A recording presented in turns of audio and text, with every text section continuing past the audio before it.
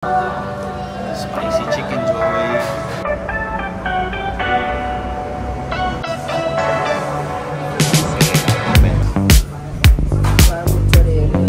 Ayun, garlic ranch, fully loaded fries.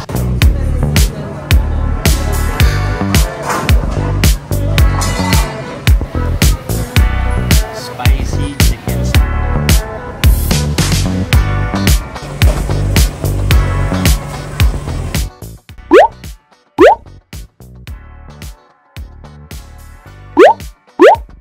Hello mga kids! Para sa ating next vlog dito sa Singapore, napakalapit lang sa aming Village Hotel Bugis.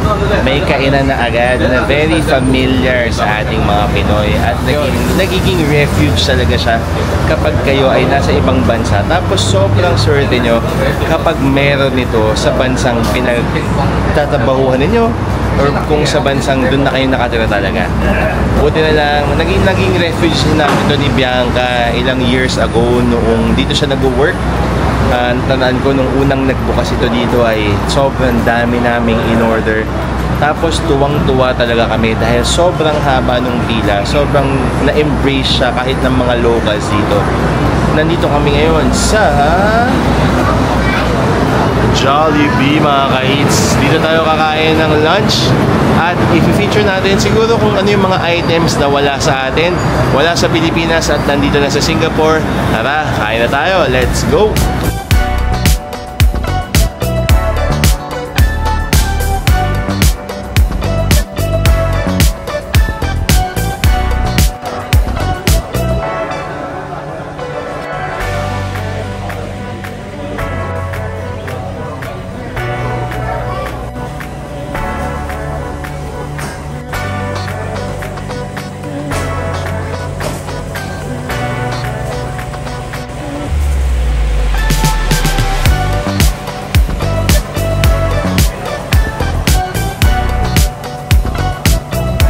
Mga kids, nandito na rin yung mga in-order namin dito sa Jollibee, Singapore. Nasa Bugis area ito. At sobrang dali lang ng ordering process. Nag-order na ako sa kanilang self-ordering kiosk. Nag-swipe ako ng aking GCash card. At dumating na agad. After ilang minutes lang yung mga in-order namin. Na as much as possible, yung mga wala sana sa Pilipinas. Sayang lang, wala ng stock yung kanilang spicy chicken nuggets. Pero may mga na-order pa kaming marami, including the drinks na wala sa Pilipinas. Kaya papakita ko na sa inyo. Let's go!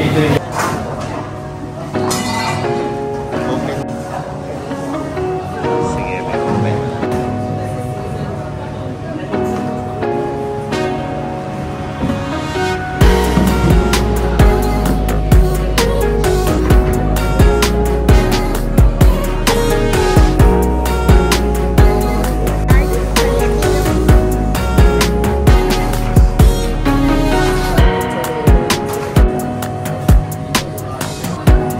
Kain na ni Bini itong burger. Beans, patingin naman ng burger. So, deluxe burger siya. Yung patty, mukhang ano eh, mukhang champ yung patty niya. Tapos yung bread niya, parang brioche man. Ganda ng quality. Tapos yung cheese din, umaapaw pati lettuce and tomato. Yes, and the sauce. Look at her. Very saucy. Tapos ito yung fries. Bakit pwede i-try ni Mami Bianca? Bago fresh na fresh yung fries. Crispy fries. Crispy fries. Wala na naman. Same sa atin yung quality ng fries. Tapos ito, wala sa Pilipinas ito. Ito yung kanilang loaded fries. Garlic with garlic ranch na dressing. Meron din yung sriracha. Oh. So, pwede na i-try ni Mommy B with the chicken tenders na hiniwa-hiwa. Sarap. Ang sarap ng ranch. Tapos, very garlicky. Yung fries crispy pa rin. And yung chicken very juicy. Ito yun, garlic ranch, fully loaded fries ng Jollibee sa Singapore.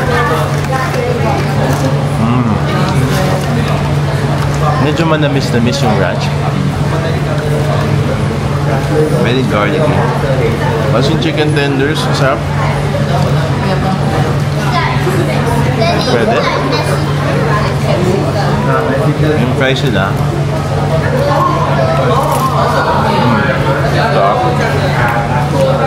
Parang pansin ko, Tingin ko yung oil dito, iba yung ginagamit nila.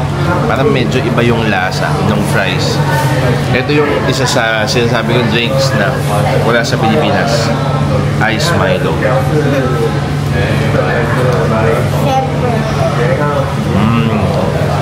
Ice Milo. Tapos large.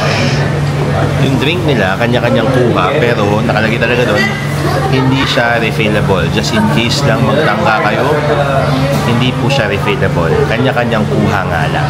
Yung Jolly Spaghetti, yung amoy pareho eh. Pero yung cheese niya iba, kasi parang hindi siya yung cheese na process. Yung cheese dito mukhang mozzarella, parang melted na. Mukha tuloy siyang baked spaghetti. Sarap. Sarap. Hindi siya exactly the same.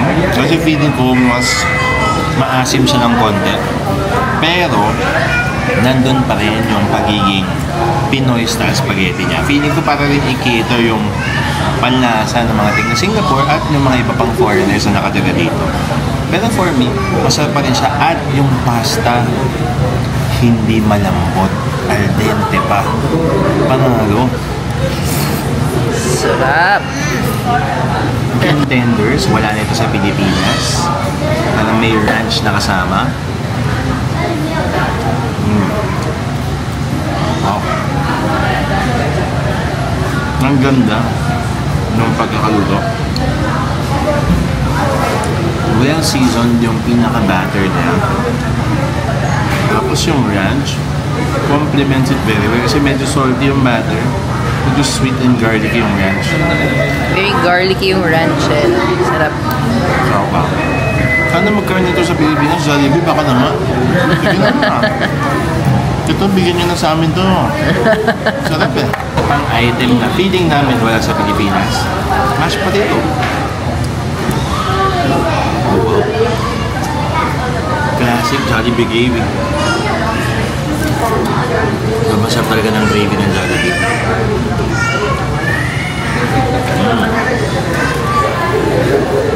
Sobrang smooth and creamy na mashed potato.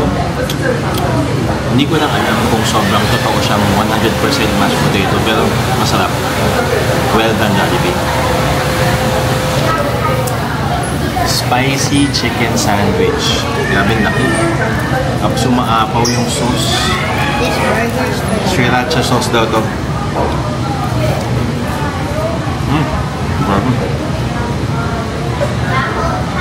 Sarap.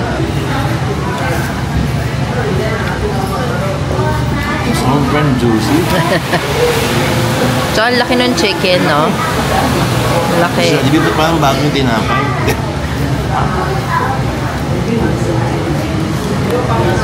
Yung lettuce din, okay.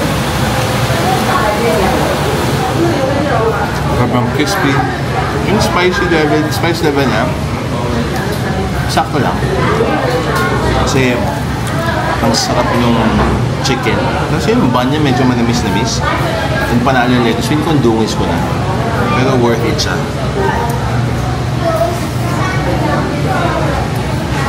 Alam niyo mga kids, parang kami yung foreigner dito. Kasi grabe, parang 99.9% puro Singaporeans yung kasama namin kumain. Nakaka-proud, parang mapapa-Philippines ka. Pero sana lang, yung quality ng Jollibee dito sana pareho sa quality ng Jollibee sa Pilipinas. Alam ko medyo mahirap yun with the inflation and everything. Pero sana naman Jollibee, medyo i-level natin sa mga branches nyo abroad. Kasi ang sarap eh. Parang lahat ng nakain namin fresh. Lahat on point. Nakakatuwa. Talagang proudly Pinoy talaga tong Jollibee. And deserve naman doon ng ating mga kababayan na sobrang hardworking. Diba? So sana ganun rin yung quality sa Pilipinas. Please naman Jollibee. Spicy chicken joy.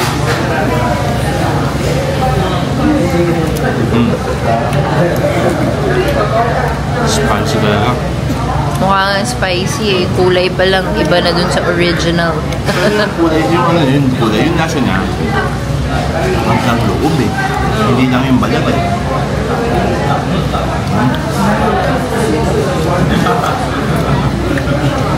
Yung chicken part, medyo mas malaki siya kaysa sa akin.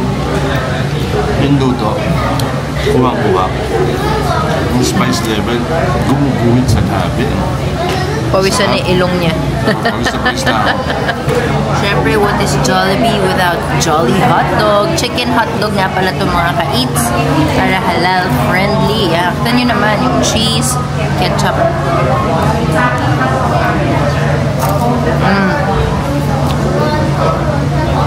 Very snappy yung chicken hotdog.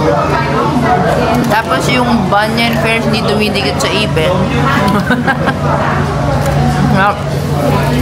Yung sauce. Ang laki pa ng chicken hotdog.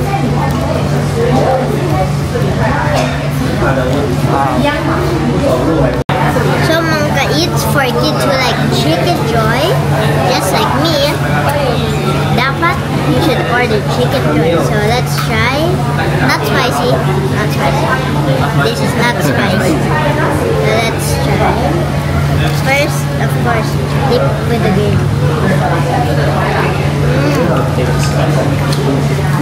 It's really good. Masarap. Crunchy pa. Is it juicy? Yes.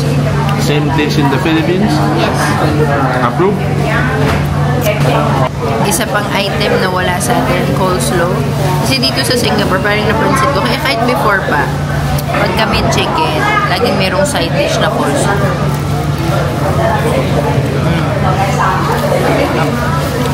Manamis-namis siya.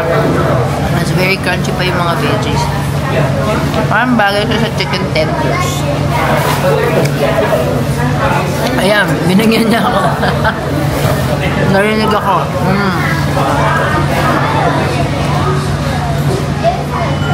Napapadami ka lang kain. Mga ka-eats, yung total na kinain namin dito sa Jollibee Singapore is $53.65 SGD yan. Ito yung conversion. Tapos mga ka-eats, parang all in all, very happy kami no sa aming in-order. Nakakatuwa kasi puno yung branch. Punong-puno ng Singaporeans. Tapos mukhang gustong-gusto nila yung Jollibee kasi iba parang galing opisina, kumain for lunch break. Masarap. Saka parang talagang for me, with the quality, value for money na rin siya. Tapos parang good break kasi kami mga, nakwento namin before kapag nagka-travel kami, mas a treat sa mga kids din. Nagpapa-fast food naman kami kasi very cooperative sila, very open naman sila to trying mga local food. Kaya ito, every once in a while, kapag mahaba na yung trip or kapag may nakita kaming fast food na gusto nila, nag-Jollibee kami or nagpa-McDo kami. And this time, McDo muna. Ay, Jollibee muna mga kids, McDo. Jollibee muna, nalilito na ako. Basta fast food. No? Fries, nuggets, diba? Para treat din sa mga kids. Comment nyo naman down below kung ginagawa nyo rin yan sa mga kids nyo. Para syempre lahat tayo happy. So sana na-enjoy ninyo yung aming Jollibee vlog dito sa Singapore. First time namin actually mag-vlog ng Jollibee sa ibang bansa. And siguro gagawin na namin to kapag nag-Hong Kong kami. At siguro sa iba pang bansa na may Jollibee rin. Maraming salamat sa panonood. At kung hindi pa kayo nakasubscribe, please make sure to subscribe and hit the notification bell para updated kayo sa aming mga videos, lakad, at iba pa. Maraming salamat sa panonood mga kids. Until next time! Wait, lagi ko ma-press.